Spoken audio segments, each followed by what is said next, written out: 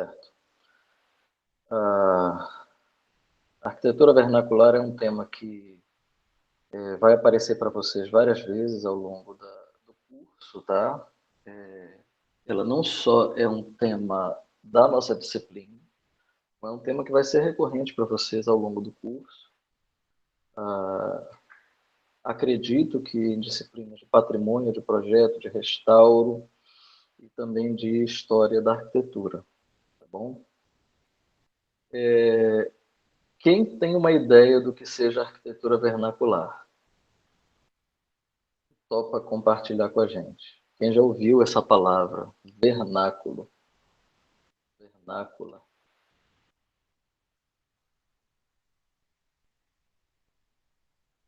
Ninguém? Eu já escutei, professor. Então, mas só escutou, mas não sabe do que deve se tratar. É uma Arquitetura arquitetura local. Tem a ver com a arquitetura local, tem a ver. Seria a arquitetura que usaria os materiais da região para construção. Isso, a gente está indo num caminho muito bom. É por aí mesmo. Tem a ver com a arquitetura local, tem a ver com a arquitetura que usa o material da região. Muito bem. Mais do que isso... com as características climáticas, que eu tô comendo, professores. Jéssica. Claro, minha filha. Fique à vontade. Pode comer almoço, bolo, tomar café. E a gente conversa enquanto isso. Não tem nem problema se você abrir a câmera e eu ver você comendo. Sem grilo, tá? O que eu quero é que vocês estejam aqui. Isso é o que mais importa para mim. Então, o vernacular, ele tem muito a ver com o popular, tá? Vocês sabem a palavra folclore? Folclore, sim. Conhecimento popular.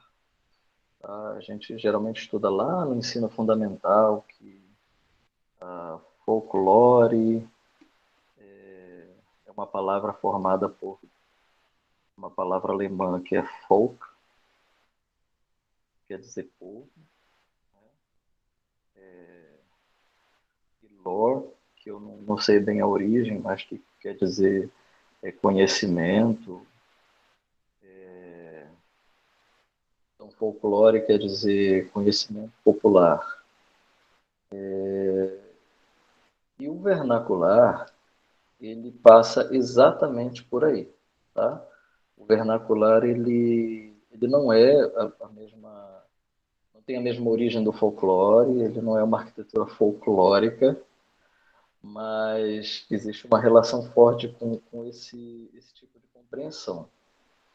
Se a gente buscar o verbete, a palavra vernacular, no Aurélio, no dicionário Aurélio, a gente encontra que vernacular pode ser primitivo, pode ser um sinônimo de primitivo, que quer dizer de primeira origem, original, inaugural, dos primeiros tempos ou básico, e que o vernacular significa também escravo nascido na casa do Senhor, alguma coisa da casa, doméstico, próprio da região ou do país.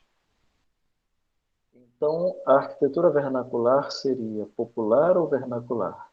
Seria primitiva ou seria vernacular? Por que às vezes, a arquitetura primitiva é chamada de vernacular? E aí é importante, antes de eu passar aqui para o próximo slide, a gente separar, mesmo antes da gente conceituar, mas vocês terem bem delimitado na mente de vocês que a arquitetura primitiva é diferente da arquitetura vernacular. Tá? Por quê? A arquitetura primitiva é uma arquitetura produzida em outros tempos. É uma arquitetura produzida nos primórdios. É uma arquitetura produzida em tempos mais antigos, de civilizações que foram se desenvolvendo, tá? Então, se a gente for falar num processo em que as construções e o processo construtivo e os materiais construtivos e a produção desses materiais vão todos se tornando mais complexos, e começa a existir um senso estético e tudo mais, então a gente está falando num processo parecido com uma evolução. A palavra evolução, ela é muito evitada por grande parte dos historiadores e dos historiadores da arquitetura, tá? Eu separo porque eu não sou historiador, sou arquiteto, tá? Mas eu sou historiador de arquitetura, então a gente tem que separar bem. Às vezes a minha filha fala, meu pai é professor de história. Eu ensino história de arquitetura, mas eu não sou formado em história, tá? Eu tenho doutorado em história de arquitetura, tenho mestrado em história de arquitetura de cidades, mas eu não sou historiador, eu sou arquiteto. Então a gente traça caminhos diferentes, a gente desenvolve metodologias diferentes.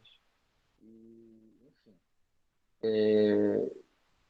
o historiador, o arquiteto, ele, mesmo o historiador de arquitetura, eles muitas vezes evitam a palavra evolução, porque a evolução, usar o termo evolução, geralmente quer dizer que você parte de um elemento pouco desenvolvido para um muito desenvolvido, de uma sociedade menos desenvolvida ou inferior para uma sociedade mais desenvolvida ou superior, tá? E aí quando se usa a palavra evolução, evoluir, evoluído, ainda não evoluiu, para se falar de arquitetura, processo construtivo, desenvolvimento de uma sociedade, a gente pode estar qualificando um grupo social, um povoado, uma etnia, tá? Uma cidade, o que quer que seja, a gente pode estar qualificando aquele grupo de um grupo inferior, involuído, tá? E a gente pode estar sem querer, sem pensar no que a gente está dizendo, qualificando de uma forma pejorativa, tá?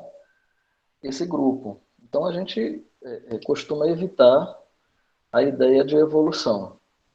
Porém, a gente sabe que o desenvolvimento da história, e a gente falou na semana passada sobre o historicismo, o desenvolvimento da história como uma caixinha, como colocar as coisas em caixinhas, numa linha do tempo, que vai se desenvolvendo e tudo mais.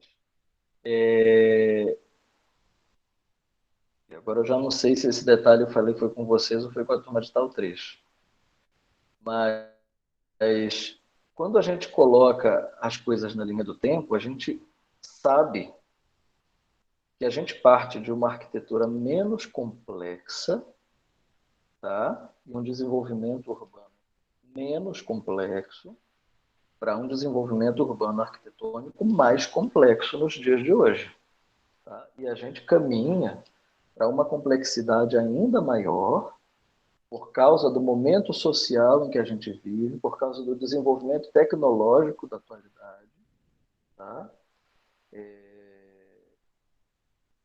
por causa de todo o desenvolvimento que o processo urbano de hoje traz, tá?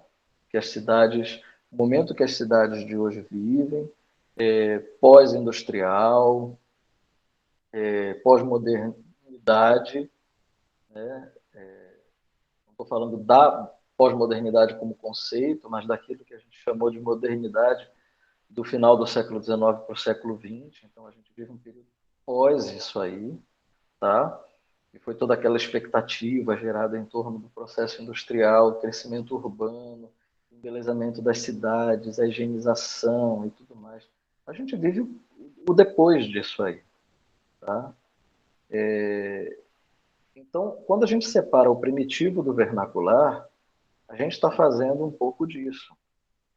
Tá? A gente está dizendo que essa arquitetura que a gente está apresentando, ela é uma arquitetura primitiva. Ela representa uma arquitetura de tempos antigos, ela representa uma arquitetura de uma sociedade que estava no começo de seu desenvolvimento e que, com o passar dos tempos, tá, apresentou outros estágios do desenvolvimento da sua arquitetura, de suas cidades e tudo mais. Por exemplo, quando a gente estuda a arquitetura do classicismo, o pessoal que pegou aí Grécia, Roma, tá? Vocês vão ver que aquilo que se desenvolve na Grécia e em Roma a partir do século V, IV antes de Cristo é completamente diferente do que se vai desenvolver ao longo de 15 séculos, dos 15 séculos seguintes. E depois, quando vem o Renascimento, mais uma vez. Tá? Por quê? Porque essas obras elas vão crescendo em grau de complexidade. Tá? A dificuldade de produção aumenta. Por que a dificuldade de produção aumenta? Porque o processo de projetar é inventado, porque a tecnologia construtiva melhora, a tecnologia construtiva é cada vez superior, tá? Vai se desenvolvendo novas formas de construir, novas formas de sustentar a estrutura do edifício, permitindo maiores vãos, permitindo maiores aberturas, permitindo uma decoração diferente, tá? Então a arquitetura ela vai mudando com o tempo. E a gente parte de uma arquitetura que tem uma expressão primitiva, tá? Que está aprendendo, uma sociedade, um grupo que está aprendendo a se expressar, tem uma forma simples, rudimentar, tá? de se expressar artisticamente, esteticamente, tá? E a gente está partindo desse grupo para um grupo que já tem formas muito complexas de se expressar. E daqui para cá, a gente tem dezenas de séculos separando um momento da história de outro momento da história. Então, quando a gente diferencia o primitivo do vernacular, é essa diferença que a gente está fazendo. A gente não pode chamar uma arquitetura simples produzida nos dias de hoje de arquitetura primitiva, tá? Principalmente se ela é produzida por pessoas que têm contato com a mesma cultura que nós temos. Ora, se a pessoa tem contato com a mesma cultura complexa que nós temos, e ela ainda assim produz uma arquitetura diferenciada, tá? Que é a arquitetura vernacular, por que nós vamos chamar de primitivo? Quer dizer, isso que ela está fazendo vai desenvolver numa linha do tempo que daqui a alguns séculos ou dezenas de séculos vai chegar num novo classicismo, num novo renascimento? Não é isso. Tá? Então, a gente precisa separar o primitivo, que quer dizer de primeira origem, original, dos primeiros tempos, inaugural, tá? Do que é vernacular, que é aquilo que é de casa, aquilo que é do local, aquilo que é próprio da região ou próprio do país.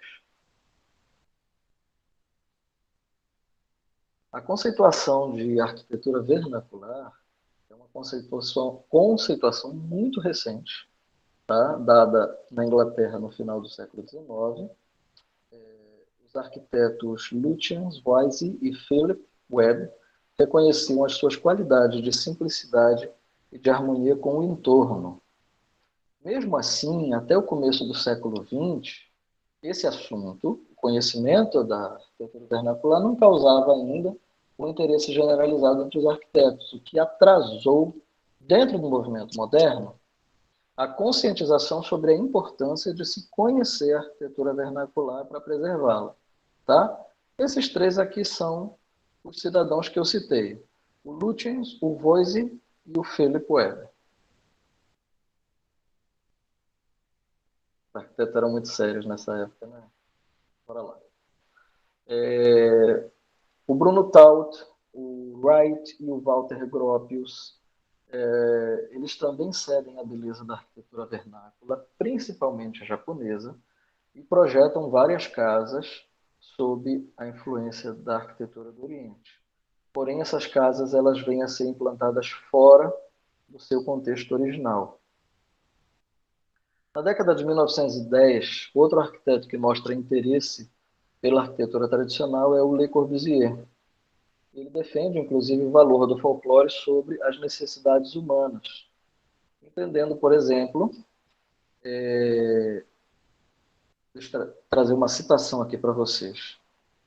Afirma que o folclore proporciona uma informação muito importante e muito profunda sobre as necessidades do homem, que satisfaz e faz o homem saborear a abundância dos bens materiais e dos bens espirituais. O folclore põe em jogo a intenção poética, a intenção de agregar materialismo em benefício da sensibilidade, a manifestação de um instinto criador. Tá? Então, com essas palavras, ele valorizava e fazia uma reflexão sobre a relevância da arquitetura tradicional. Aqui, essa é uma imagem de uma casa do Wright, tá?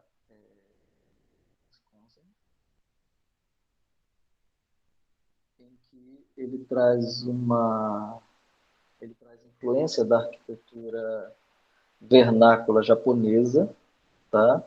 Mas é um exemplo, é uma casa implantada na América, nos Estados Unidos da América, tá? 1911, que é um exemplo de casa em que, ou é um exemplo de edificação, que apesar de ter toda a influência de uma cultura, ela está implantada fora do seu contexto. Tá? A propósito da palavra folclore, que eu acabei de comentar aqui do Corbusier, ela é criada em 1922, não, perdão, em 1846, pelo arqueólogo britânico William John Thoms. Ele junta, então, as duas palavrinhas folk e lore, tá? Que é ciência ou conhecimento, e publica no jornal o Ateneu, Jornal de Londres. Bom, no Brasil, o conceito de arquitetura vernacular... Patrick, agora que eu vi que você quer falar, pode falar. Professor, então o conceito de arquitetura vernacular, quer dizer, a arquitetura vernacular, então, ela não seria algo fixo, né? O senhor disse que é ligado ao local. Eu imaginei nessa mesma data aí, no início do século XX, o senhor citou a casa desse autor que o senhor citou aí, 1910, isso. Então, eu tentei trazer para a realidade aqui do Amapá, como seriam as casas, né, dentro desse conceito. Aí imagino de madeira, duas águas, aquela questão do pátio, mas até o que seria a arquitetura do local deve ter mudado de 1910 para hoje. Então, seria um estudo da arquitetura vernacular daquele período ou tem essa noção de que não é algo fixo, vai mudando conforme a sociedade muda? Muda, Patrick. Muda e necessariamente muda. Porque o conhecimento popular, ele não só é mutável, quer dizer, é passível de mudar, como ele é dinâmico, né? Dinâmico quer dizer, ele é adaptável a novas necessidades, a novos contextos, tá? Então, quando surge um material novo, por exemplo, esse material ele pode ser imediatamente apropriado por quem produz uma arquitetura vernacular. Então, vamos considerar o que você está falando. Uma casa típica, amazônica, construída em madeira com telhado de 2 águas no início do século XX. Ela seria coberta com que tipo de telha? Telha de barro, certo? 100 anos depois, 2010, ela seria coberta com que tipo de telha? Fibrocimento. Dificilmente telha de barro. Tá? Então, é um conhecimento adaptável, tá? Porém, alguns elementos desse tipo de construção provavelmente não terão mudado ao longo de 100 anos. Tá? Algumas características do tipo de edifício, da forma de produzir, provavelmente não mudaram ao longo de 100 anos. É a forma de implantar, porque 100 anos atrás não havia cidades tão grandes na Amazônia, tá? Havia poucas cidades grandes na Amazônia, hoje há mais cidades grandes. Então, há muitas casas desse tipo implantadas em áreas urbanas, e geralmente muito ligadas a áreas periféricas, áreas pobres. Ou seja, edificações desse tipo muitas vezes são tidas como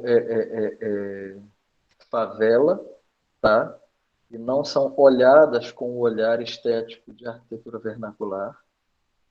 E aí tem uma série de discussões que a gente vai inserindo ao longo da conversa. Mas você tocou num ponto importante. A arquitetura vernacular ela tem essa característica de mutabilidade e de adaptabilidade, sim.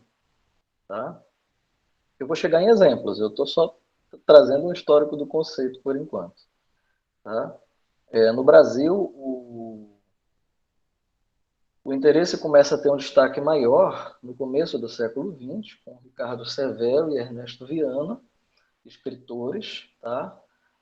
Durante a comemoração do centenário da independência do Brasil, em 1922, existe uma intensa produção de textos valorizando a cultura nacional e eles já falam sobre arquitetura vernacular.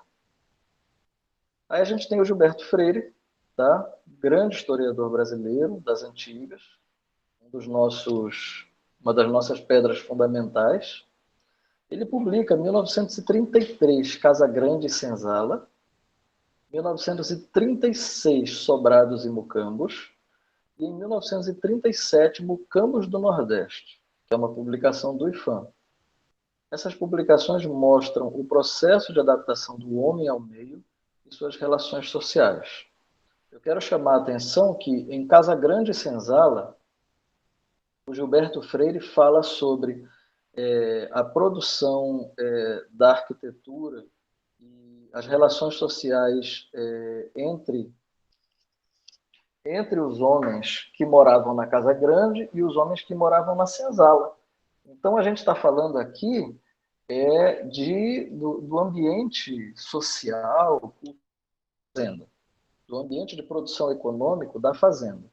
Tá? Então, não é um ambiente urbano, é um ambiente rural, predominantemente rural. No primeiro livro. No segundo livro, que é Sobrados e Mucambos, a gente já está falando do ambiente de produção econômica, social, urbano, que é Sobrados e Mucambos. Os sobrados são a residência das elites urbanas, tá?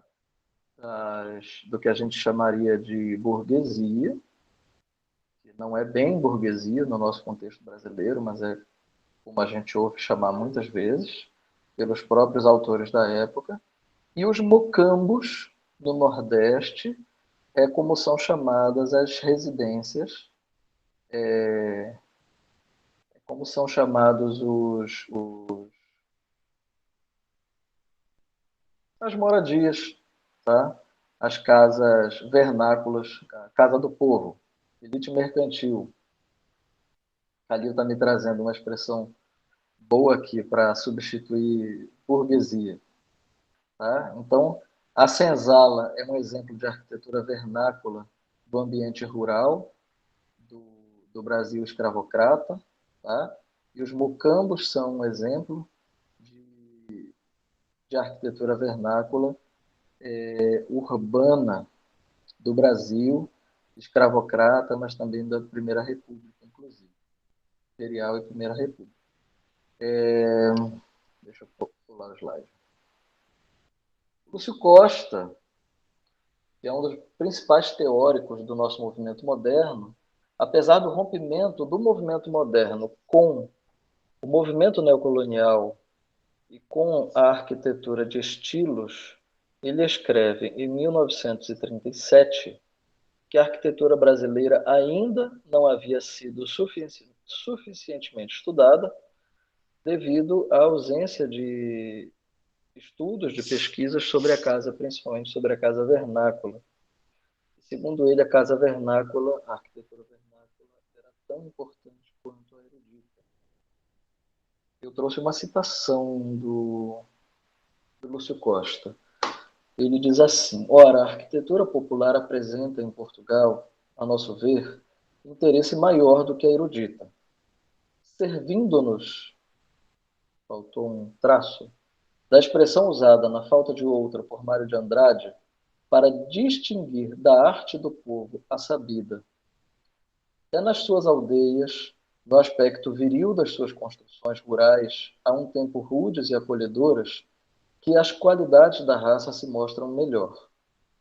Sem o ar afetado e por vezes pedante de quanto se apura, aí, à vontade, ela se desenvolve naturalmente, adivinhando-se na justeza das proporções e na ausência de make-up, uma saúde plástica perfeita, se é que podemos dizer assim. Então, o Lúcio Costa, ele mostra o quanto no Brasil a gente foi desenvolvendo interesse por uma arquitetura mais erudita, né? Pelo menos a gente falando de academia e tudo mais, e quanto que em Portugal, desde cedo, a própria academia, o próprio Estado, desenvolveu a consciência e o interesse pela arquitetura popular.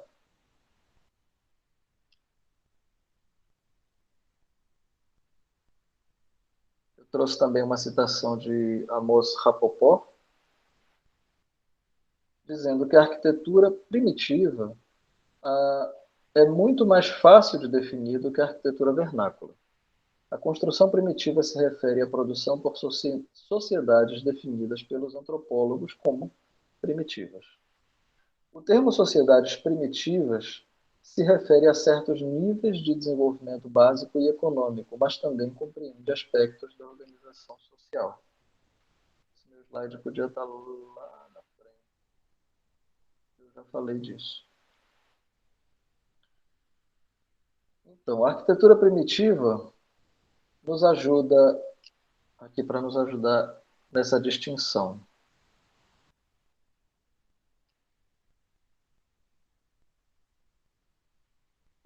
São dois slides que estão fora do lugar. A arquitetura primitiva apresenta indistinção profissional, ou seja, a gente não identifica quem é o construtor, quem é o morador, não tem diferença, é o grupo que produz, né? Espaço coletivo integrado e não compartimentado como o nosso, conhecimentos difundidos entre todos, ou seja, todos sabem produzir aquele tipo de construção, todos são capazes de construir suas casas, e existe uma persistência na forma e nos padrões construtivos por um período muito longo de tempo. Modelo completamente uniforme, vivendas ou casas, basicamente idênticas. Tá? Faltou dizer com isso, por que a gente tem que diferenciar o vernáculo do primitivo? Porque ainda é possível identificar a arquitetura primitiva hoje. Tá? Justamente por esse tipo de características, que é diferente de quando a gente identifica na arquitetura vernacular, que ela foi produzida por um profissional que sabe produzir aquele tipo de edificação, que é uma arquitetura mais compartimentada, tá? E que já é um processo construtivo, já inserido no nosso modo de viver da nossa própria sociedade. A ausência de pretensões teóricas ou estéticas, trabalha com o lugar de implantação e com o microclima, respeito às demais pessoas e suas casas e, em consequência, com o ambiente total, natural ou fabricado pelo homem.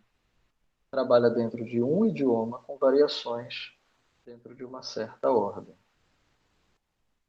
Eu trago aqui alguns exemplos para vocês. Eu peço só um minuto para eu recolocar esses slides no lugar.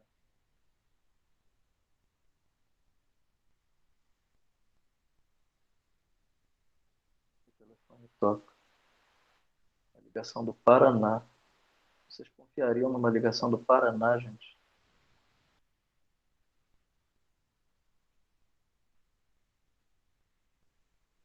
Para mim é igual ligação de São Paulo.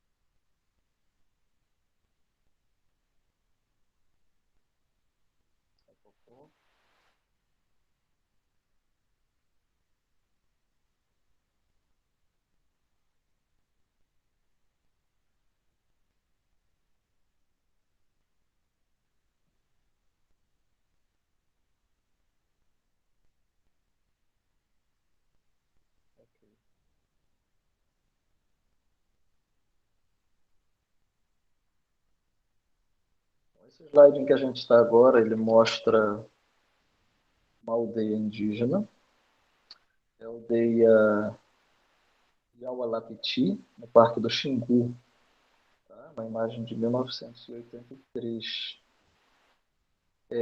Essa indistinção profissional que eu comentei implica que qualquer um seja capaz de produzir sua própria casa, tá? Uma característica dos grupos que produzem arquitetura que a gente chama de primitiva. Como as sociedades desse tipo permanecem vivendo de acordo com as suas tradições, elas geralmente mantêm essa arquitetura por períodos longos de tempo, tanto nas formas quanto nos padrões construtivos. Eu repito que essa é uma categorização, mais do que uma qualificação, tá, gente? Não é uma forma de qualificar, mas é uma forma de categorizar feita pela antropologia.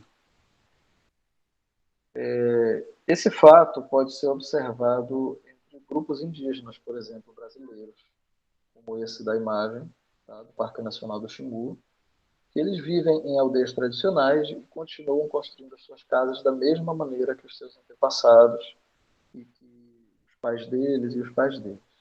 Muitas vezes, depois de terem algumas interferências da cultura nacional, eles vão, aos poucos, modificando alguns aspectos dessas construções. Mas a organização espacial da aldeia e da casa vai permanecendo a mesma.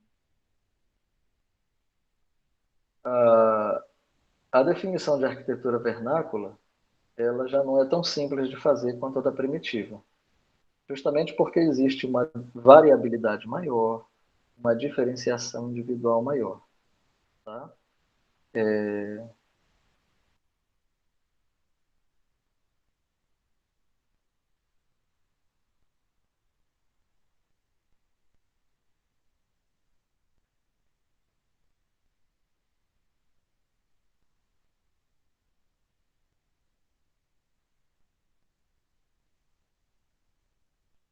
Esse slide anterior não está fora do lugar. Eu falei que estava.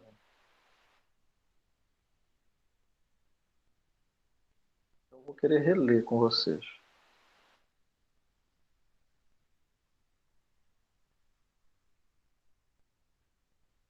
O Rapopó, ele define como arquitetura vernacular uma arquitetura que tem ausência de pretensões teóricas ou estéticas.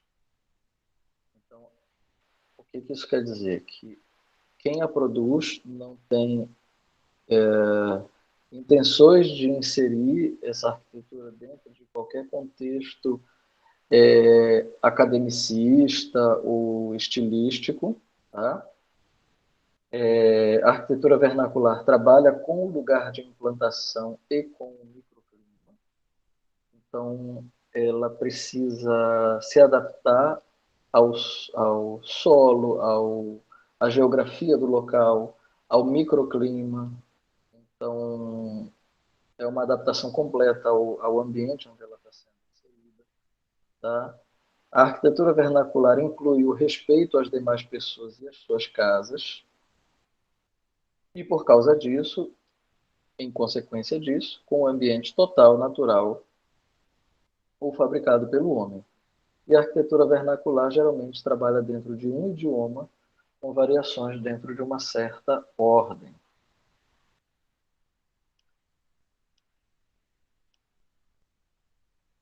Agora eu trago outras imagens para vocês.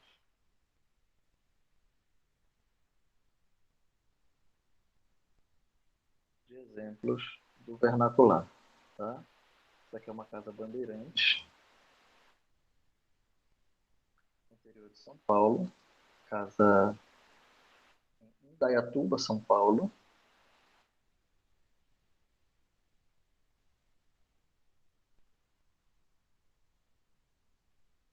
Casa produzida lá pelo período do Brasil colônia também, tá? No tempo das entradas e bandeiras.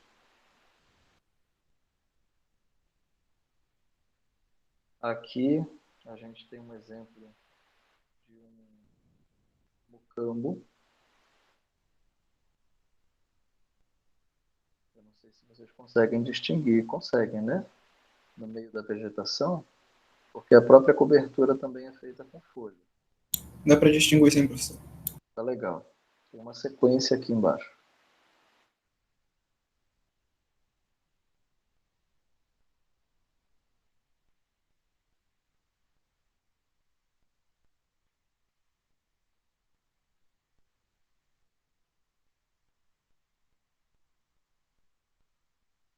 A realidade dos mucambos é bastante parecida a essa outra ilustração, deixa eu só ver. Mostra a exploração do ouro em Vila Rica. Tá? Aqui a gente já vê poucos espaços de habitação e a gente vê, por exemplo, algumas construções assim, como é que a gente chama? Temporárias, feitas para proteger só do sol, né? Provavelmente a pessoa que vai passar o dia ali retorce as folhas, levantada com madeira, ou a própria estrutura da folha. Isso aqui não é nem usado madeira, não. Só a estrutura da folha trançada mesmo, para poder cobrir do sol. Mas mostra o ambiente da extração do ouro nas Minas Gerais, também no período colonial do Brasil. Era muito comum, tanto no exemplo dos mucambos, quanto no exemplo da exploração do ouro em Vila Rica, que é a atual cidade de Ouro Preto, tá? Que as pessoas simples, as pessoas pobres ou os escravos, elas necessitassem construir as suas casas com o material que tinha disponível, tá? E isso acaba determinando que tipo de arquitetura eles vão produzir. Então, eles vão pegar o que tem ali na região para produzir. E essas construções elas vão acabar tendo uma característica de alojamentos. Né? Acaba que esses alojamentos construídos, eles também vão se tornar o espaço de sobrevivência dos brancos. Não é só dos negros, não é só dos índios. Tá? Cada região do Brasil vai apresentando traços culturais diferentes. Tá? Então, a gente vê a forma de construir no Nordeste diferenciada da forma de construir no Centro-Oeste. Claro que são situações e ambientes diferentes.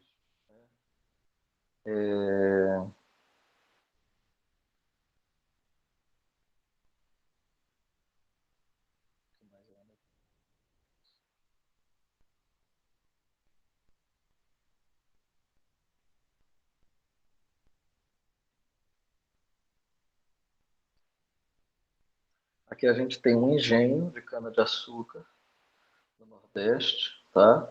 Também é um exemplo de arquitetura vernácula, porque ele é produzido com essas características. Ele é produzido de modo simples, simplório, né? Simplório sem falar pejorativamente, tá? Sem querer qualificar negativamente de forma nenhuma. Simplório quer dizer rudimentar, rude, tá? A partir do conhecimento mais simples que se tem, produzido para funcionar. Pois não, quem quer falar? Eu, professor Jéssica. Vale, E, Jéssica. professor, a gente pode dizer que a arquitetura primitiva ela tinha uso exclusivos apenas para moradia, para Não, de forma habitação? nenhuma. Não, Jéssica. Eu vou, inclusive, voltar aqui na aldeia. A gente percebe que essa aldeia ela tem ocas, tá? Em posições diferentes e com formatos diferentes. Tá? Uhum. Algumas delas têm o mesmo formato. É muito provável, eu digo por mim, tá? É muito provável que essas que têm o mesmo formato tenham uso residencial. As que têm formato diferente, não. Tá bom? Eu acredito que essa que está no centro, que tem um formato similar às da periferia, ela deve ser residencial também, mas da pessoa mais importante da aldeia, da tribo, tá? A outra edificação central, e a gente não tem aqui a escala, não, a legenda, porque está tudo numeradinho, né? Mas a gente não tem a legenda para saber o que é 12, o que é 13, o que é 11. Tá? Mas eu acredito que esses edifícios centrais, se o 11 não for residencial, que é esse aqui, então todos eles sejam edifícios cerimoniais. A gente tem também esses dois aqui, que são edificações em 4 águas, tá? Com outras construções menorzinhas, que eu também acredito que sejam edifícios cerimoniais ou de serviço, de algum tipo de serviço para a aldeia. Agora, o que eu sei é que é muito comum nesses agrupamentos, tribos e tudo mais, que a pessoa que presta o serviço, ela more nesse edifício. Então, se essa aqui é a oca onde se presta o serviço de curandeiro, então o curandeiro mora aqui. É mais ou menos isso. Mas não dá para dizer que todas, praticamente todas, têm função residencial.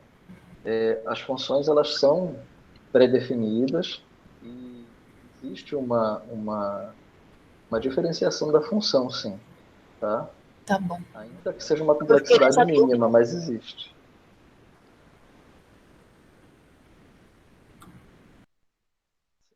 Esse aqui é um engenho de cana-de-açúcar. Eu tinha comentado que a gente já diferencia da construção primitiva porque é produzido dentro de um ambiente escravocrata, tá? Não é uma produção de pai para filho, de geração para geração, tá?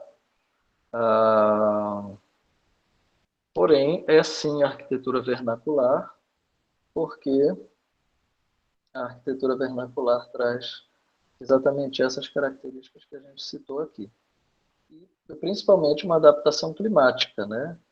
Vocês veem que a maior parte da edificação não tem nem paredes. É justamente para poder estar bem adaptada ao clima quente e principalmente árido. Essa outra residência aqui é uma casa em Ouro Preto, Lavras Novas. É uma casa também colonial, estilo chão. Tá? Infelizmente, esse tipo de casa, eu mesmo estou falando estilo chão aqui, que carrega as características da nossa arquitetura colonial. Infelizmente, esse tipo de casa no Brasil, que são casas simples, geralmente construídas de barro, tá? Muitas vezes casas como essa são construídas usando taipa de pilão, taipa de mão. Muitas vezes essas casas sofrem preconceito porque são consideradas casas de pobre. Foi a mesma coisa que eu falei ainda agora sobre a arquitetura vernacular no nosso estado, né?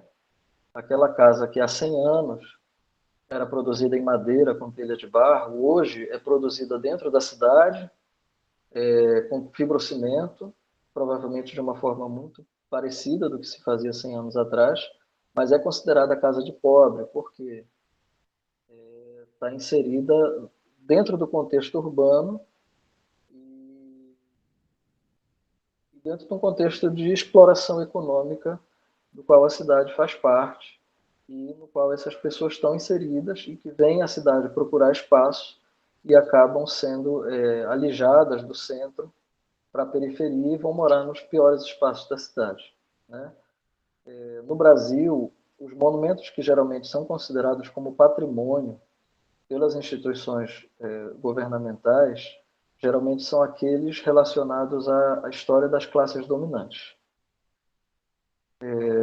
Inclusive esses que são os que são mais preservados. A gente tem muito poucos exemplos de monumentos como essa casa aqui, tá?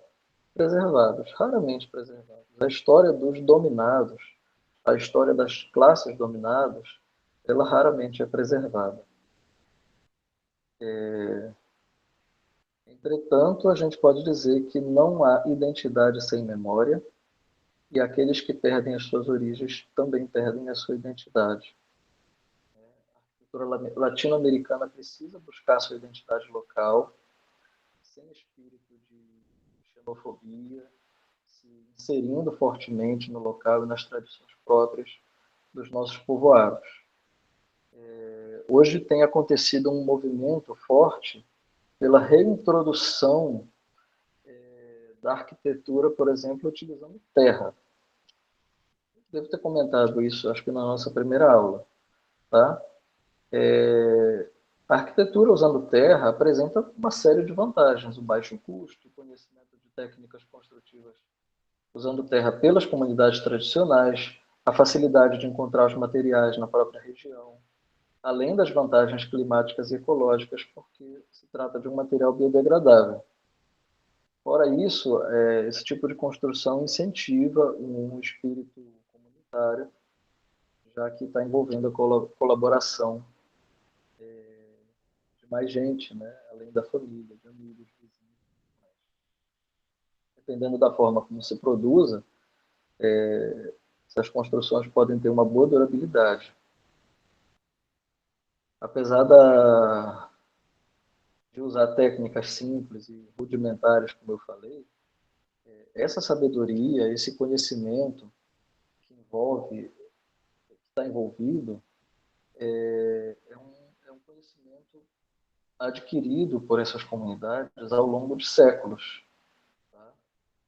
Então, na realidade, o que a arquitetura vernacular carrega é um conhecimento secular. Os nossos antigos mestres, pedreiros, que são considerados como pessoas incultas, que são considerados como pessoas sem cultura, inculto quer dizer isso, né? Na realidade, eles são guardiões da boa tradição. Eu estou usando a expressão aqui de Lúcio Costa, em 1937. Tá? Mesmo livro, mesma página daquela citação que eu trouxe ainda agora para vocês. A próxima ilustração. E agora eu trago um exemplo da nossa região. Uma palafita. Uma palafita simples, construída em madeira, tá? mas mostrando exatamente isso. O quanto a nossa arquitetura mais simples pode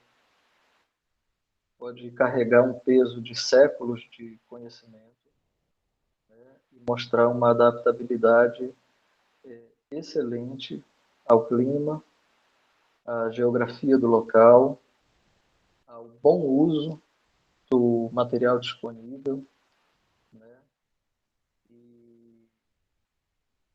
E é uma arquitetura cujo conhecimento, cuja produção necessária ao conhecimento é uma produção disponível nas nossas comunidades amazônicas, e que vão muito além das fronteiras do Brasil. Tá? Os saberes necessários à produção da palafita, eles são pan-amazônicos, eles são, inclusive, ultrapassam as fronteiras do Brasil. Tá? A palafita ela não é um patrimônio amazônico, não é um patrimônio brasileiro. Produz-se palafitas em várias regiões do mundo. Existem palafitas na África, na Europa, na Ásia. Tá? Mas essa é a nossa palafita amazônica e ela está muito além das fronteiras de Pará, Amapá e Amazonas. A gente tem em toda a Amazônia e isso mostra o quanto é um conhecimento bem difundido e o quanto é um conhecimento que tem atravessado gerações, muito bem guardado pelos nossos guardiões da memória e da cultura. Tá?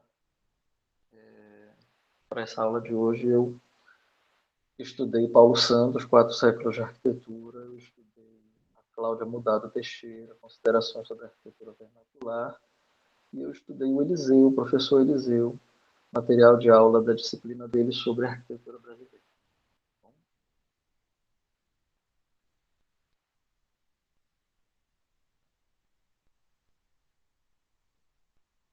Veneza foi construída sobre palafitas. Isso. A rigor, sim, Calil, exatamente isso. Vamos lá, vocês querem falar, comentar? Eu acho apaixonante esse assunto, viu?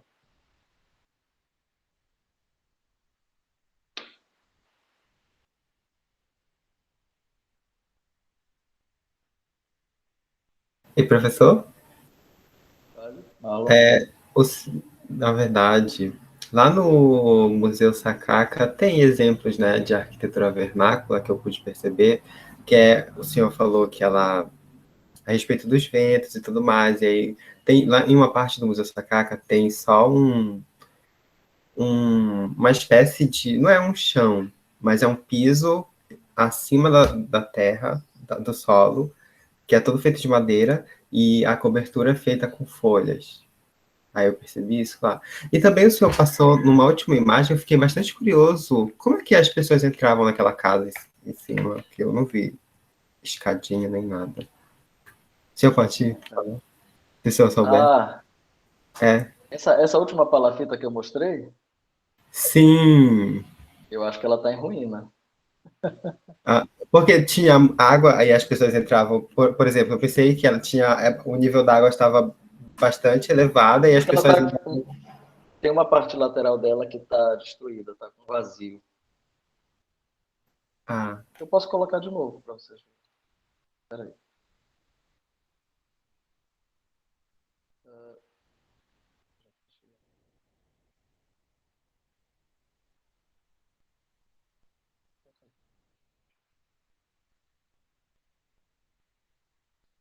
Vocês vão perceber que tem a estrutura da varanda destruída.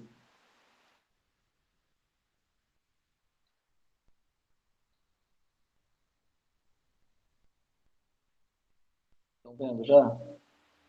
Olha aqui a estrutura da varanda. Eu posso pegar uma sim. palafita menos acabada, né? Aqui já teve uma varanda. Entendi. Aqui uma parte da parede lateral já caiu. Tá?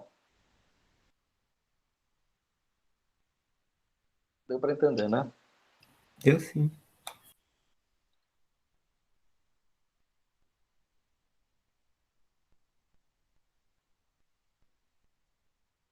Então, lá no Museu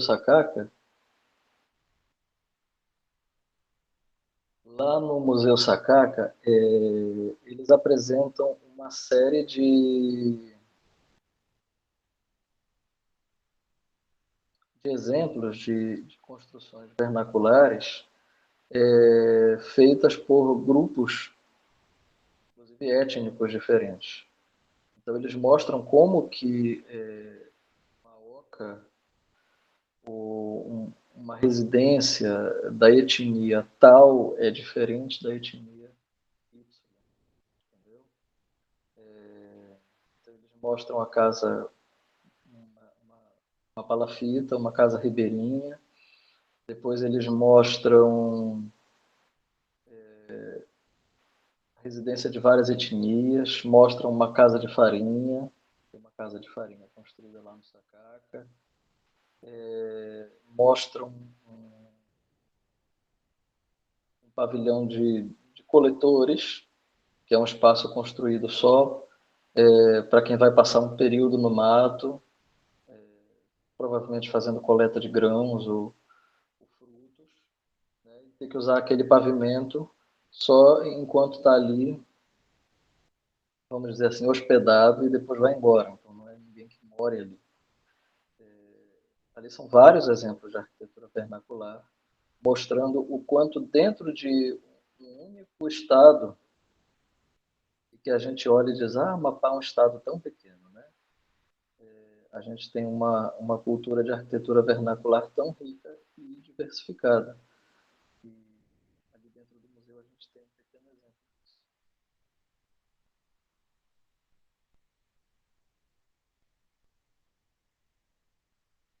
Bom, então, não havendo mais perguntas sobre este assunto, eu quero perguntar uma coisa.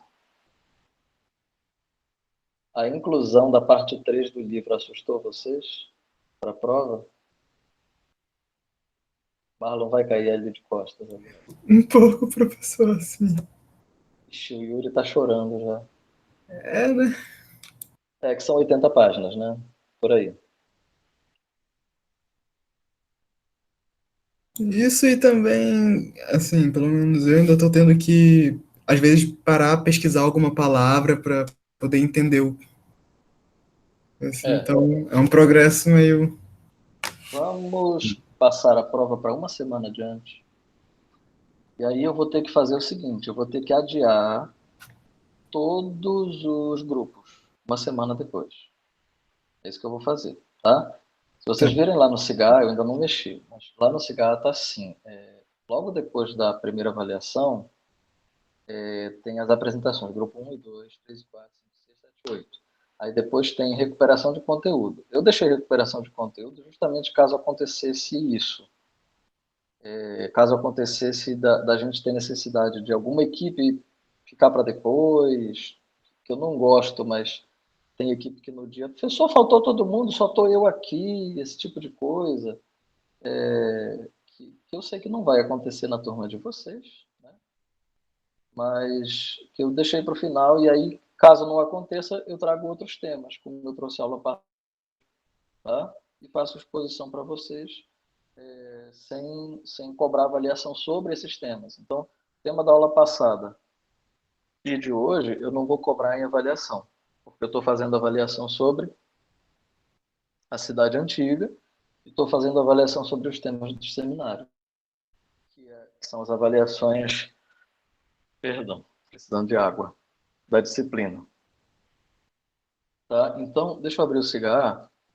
Eu vou não só fazer a chamada, mas eu vou dizer como é que vão ficar as datas. Tá? Vocês me deixam tomar uma água aqui rapidinho, peraí.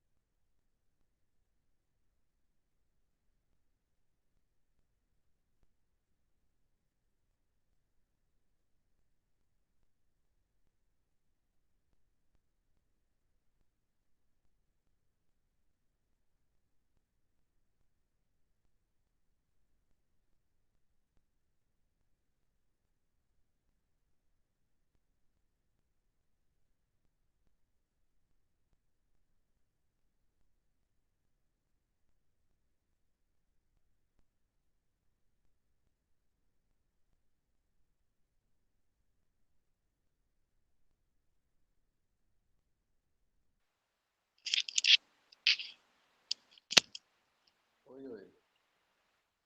Cheguei na cozinha e encontrei a minha esposa com crise de dor.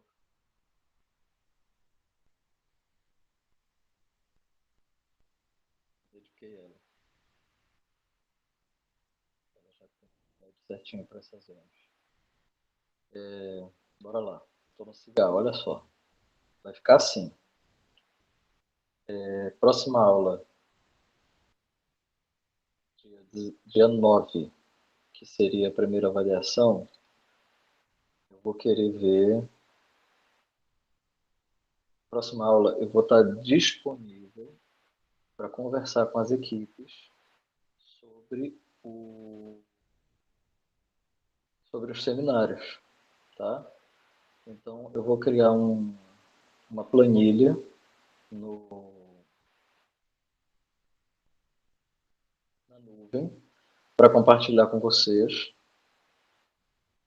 e vocês vão marcar em que horário vocês vão querer ser atendidos, cada equipe, tá?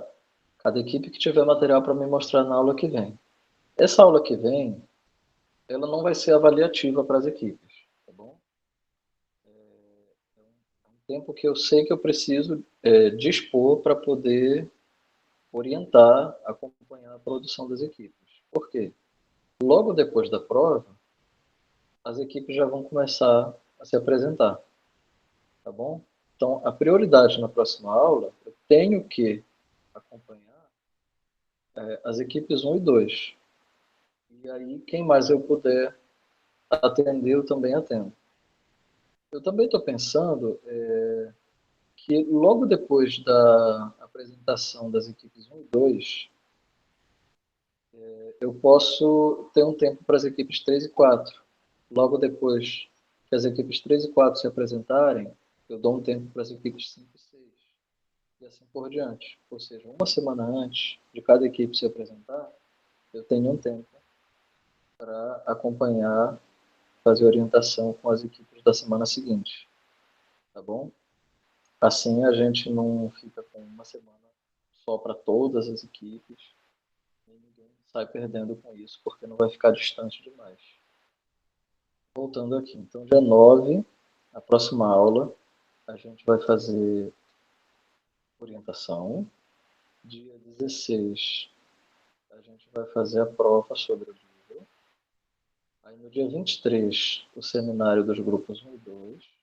No dia 30, o seminário dos grupos 3 e 4. No dia 6 de setembro, véspera do feriado, seminário dos grupos 5 e 6. No dia 13 de setembro, feriado em Macapá, seminário dos grupos 7 e 8. Tá? Aí o dia 20 de setembro é um dia que eu deixei sem planejar. Provavelmente eu vou trazer um tema, tá? Daqueles temas da disciplina, para poder a gente fechar o conteúdo. Enquanto isso, eu estou terminando de fazer lançamento de notas e tudo mais. E aí, no dia 27, já é fim do semestre letivo. Tá bom? Jéssica. Professor, como vai ser a prova? A prova, provavelmente 2 ou 3 questões, Jéssica, Ah, tá. por si, tá? Professor, quando é que acaba o seu semestre? 27 de setembro. Setembro? Acaba o semestre, o seu semestre? Sim. Caramba. 7? É? 27 de setembro. Ah, tá. Eu tava falando que eu nem ia me apresentar. Professor, essa prova ela vai ser feita enquanto a gente vai estar aqui no Classroom ou vai ser disponibilizada? Olha, eu acho melhor que vocês usem o tempo da aula para a prova. Porque Sim, eu sei que ok. vocês não têm nenhum dia livre, não tem outro dia livre, tanto que eu pedi para fazer reposição e a gente não conseguiu um dia para reposição. Aí eu também não gravei ainda a reposição por conta disso. Mas eu não vou querer entregar para vocês o tema e dizer, vocês me entregam até o fim do dia. Eu prefiro que a gente se encontre aqui no horário da aula e eu dou 2 horas para vocês enquanto vocês fazem prova. Durante E esse tempo eu estou professor, online e eu acho, posso tirar dúvida, posso falar com vocês, entendeu? professor, eu acho que ela quis perguntar que plataforma o senhor vai usar para aplicar a prova. É isso, Beatriz.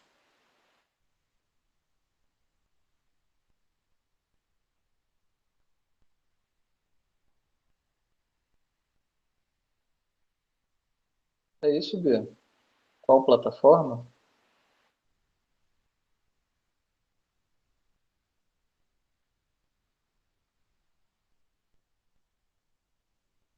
Porque o próprio CIGA me permite fazer isso, tá, gente? Eu insiro as questões no CIGA, eu coloco o tempo, das 14 às 16, por exemplo, e vocês respondem digitando lá para mim. Ou então eu posso fazer das antigas. Pergunta é essa. Eu posso fazer das antigas. Faço uma apresentação aqui com as perguntas, vocês respondem numa folha de caderno. Aliás, eu gostaria muito que fosse assim. Seria muito legal que fosse assim. Né? E escaneia, né, professor? E manda. E aí fotografa, escaneia. Ia ser muito bom, sinceramente.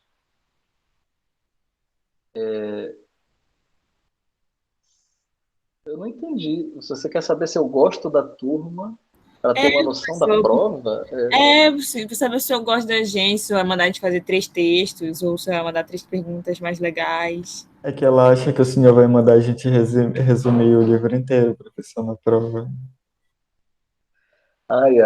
pessoas que acham que o professor André massacra a turma quando não gosta da turma.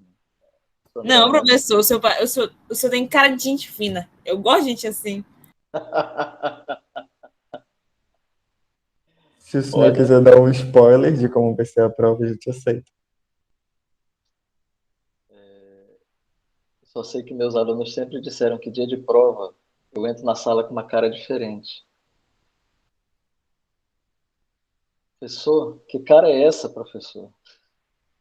Que cara, gente? Não, professor, o senhor dia de prova, o senhor fica muito diferente, dá até medo. Eu não sei o que é, não.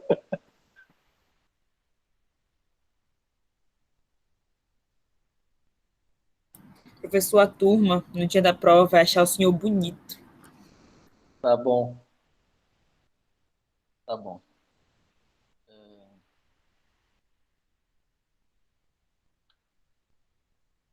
Vou fazer a chamada de vocês.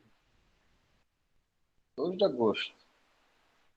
Aniversário do meu irmão hoje. Ana Beatriz está aí? Ana Marcela? Oi. Eu tô aqui, Ana Beatriz. Beatriz. Ana Marcela aqui. Ana Aqui. Roberta? Presente. Ângela? Brene? Aqui, professor. Bruno? Aqui. Camila? Presente. Karina?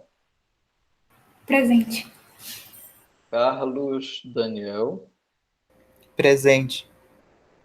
Cíntia? Presente. Clara Vitória? Presente. Daniele?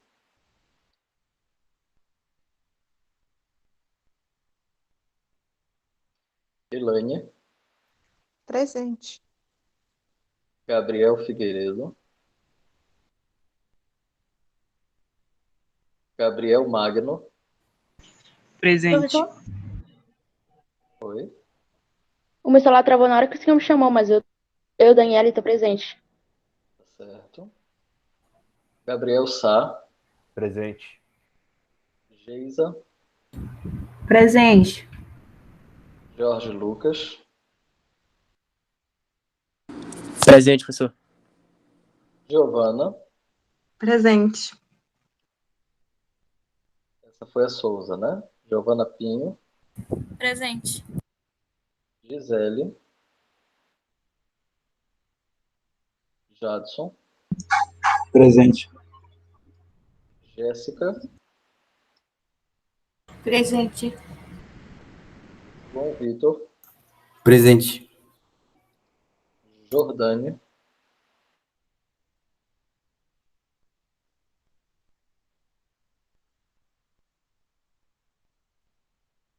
Júlia. Aqui. Juliana Queiroz. Presente. Juliana Guedes. Presente. Calil. Karen Fernandes. Tô aqui, professor.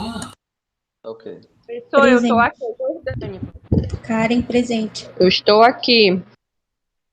Karen, quem está aqui? Jordânia? O senhor ouviu, professor, que está abaixo o seu áudio? O meu?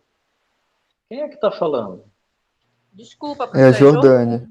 Eu fui ao banheiro, estava fazendo chamada. Tá certo. Jordânia. Presente. Kelly Catarine. Presente, professor. Kathleen Regina. Presente. Letícia. Presente. Luíse.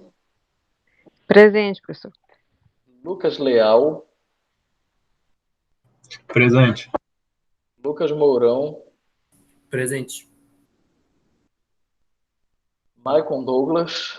Presente. Marcelo Rodrigo. Presente. Márcio Régio. Marlon. Presente, professor. Professor, a Karen respondeu no chat. Karen.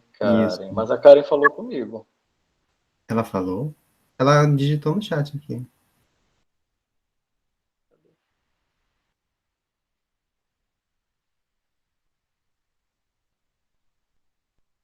Ok, está presente a Karen. Mayra Silva. Presente. Michel. Patrick Luiz. Presente, professor. Pedro Lucas. Presente, professor. Samile Pimentel. Presente, professor. Vanessa Daniele. Presente. Yuri Cardoso Silva. Presente, professor. Eu vou repetir só quem faltou. Michel, Márcio Régio, Gisele, Gabriel Carneiro e Ângela Conceição. A Ângela justificou. Certo. Mais alguma coisa, gente?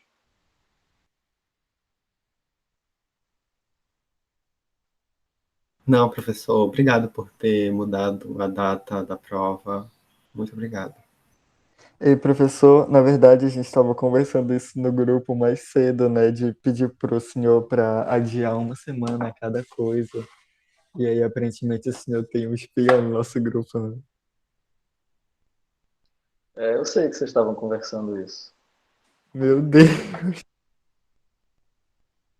Ele está de olho em nós. Gente, eu vou remover todo mundo e fazer outro grupo, tá bom? Manda mensagem no PV. Não esquece de me colocar lá, tá bom? Tá bom. Giovana, pode falar. Professor, é só para confirmar, o capítulo 3 ele vai continuar, né? Você quer que eu Que é aquele coloque de o 80 4? folhas? Adicionar? Você quer que eu coloque o 4? Não, tá ótimo. Eu só queria saber se ia continuar mesmo. Vai continuar sim. Que é o capítulo da cidade. Eu falei desde o início que a cidade entrava, mas na hora que eu disse o que cai, eu só falei 1 e 2, eu não falei 3. Aí, Bem. como eu falei, ficou uma sombra. Eu tinha que tirar essa Ok. sombra. Não é que eu tenha captado a inquietação, é que eu também já fui aluno e eu ainda sou aluno de doutorado. Eu sei como é que é isso, não se preocupem. Não precisa tirar ninguém do grupo não, Pedro. Por causa da E eu já maturidade. estava começando a pesquisar aqui alguém para tirar, mas Tava tudo bem, mesmo? professor. Eu já estava vendo quem é que não tem o número salvo lá no grupo, já ia tirar. Sei. Tô ligado. Tá bom, gente. Por hoje é só, tá? Tá bom, boa tarde. Buenas. Tchau, professor. Tchau, Tchau, gente. professor. Obrigada. Obrigada, professor. Boa tarde. Professor, Obrigada. boa Boa semana. semana. Tchau, professor. Boa Vai. tarde. Tchau, professor. Boa tarde. Legal. Tchau, tchau. E professor, Boa tarde. o senhor recebeu o resumo que eu mandei pelo seu e-mail?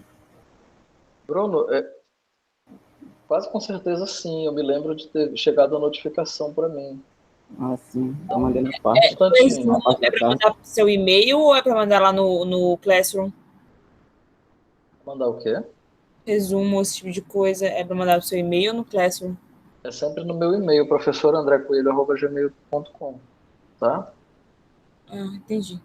Obrigada. Sempre quando precisar se comunicar comigo, enviar qualquer coisa, trabalho, documento, resumo, é sempre nesse e-mail. Obrigada. Ok, obrigado, professor. Tchau. Tchau, tchau.